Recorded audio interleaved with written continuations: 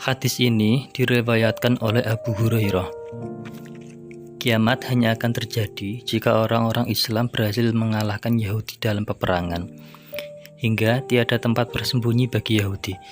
Bersembunyi di balik batu pun, batu itu akan berkata kepada orang Muslim, "Ya Muslim, ya Abdullah, hadza Yahudiyun khalfi, fata'ala faqtulhu."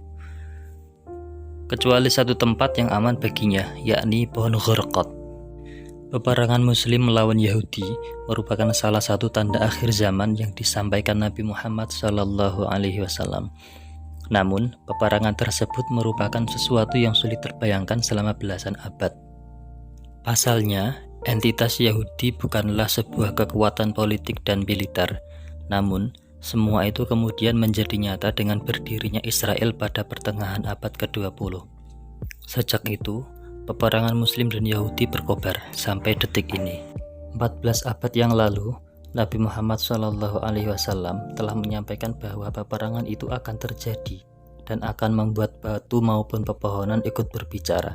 Namun, ada satu pohon yang tetap diam. Pohon itu bernama Gharqad.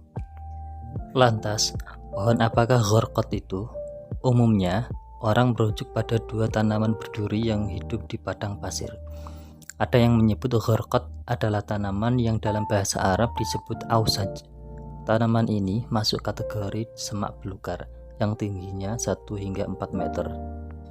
Perdana Menteri Israel, Benyamin Netanyahu, beberapa kali menanam pohon yang kemudian ramai diberitakan sebagai pohon Gharqad. Antara lain, penanaman pohon pada Februari 1999 lalu. Selain itu, penanaman pohon dilakukan di tempat lainnya di beberapa pemukiman di wilayah penduduk Israel yang disponsori Jewish National Fund atau JNF. Langkah Netanyahu menanam pohon yang diduga Gharqad itu menuai banyak perbincangan hingga hari ini. Israel memang gencar melakukan penghijauan di sana. Bahkan, upaya penanaman pohon itu telah dilakukan sebelum berdirinya negara Israel pada 1948.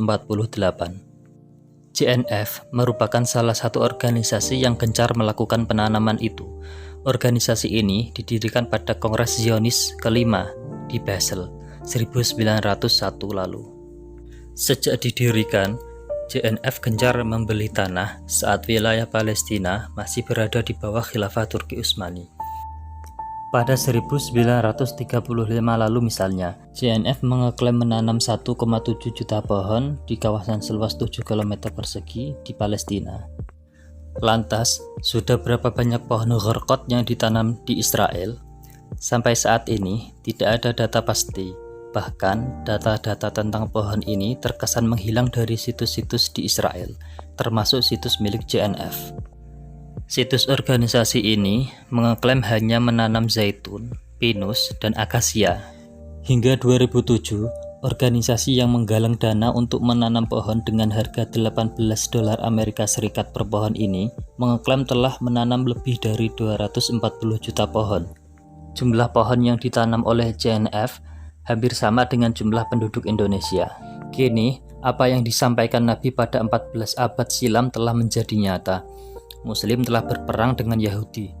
Zaman sedang menunggu terwujudnya pertanda lainnya, yaitu ketika batu dan pohon berbicara dan mengatakan, "Wahai Muslim, wahai hamba Allah, ini di belakangku ada orang Yahudi, kemari dan bunuhlah dia."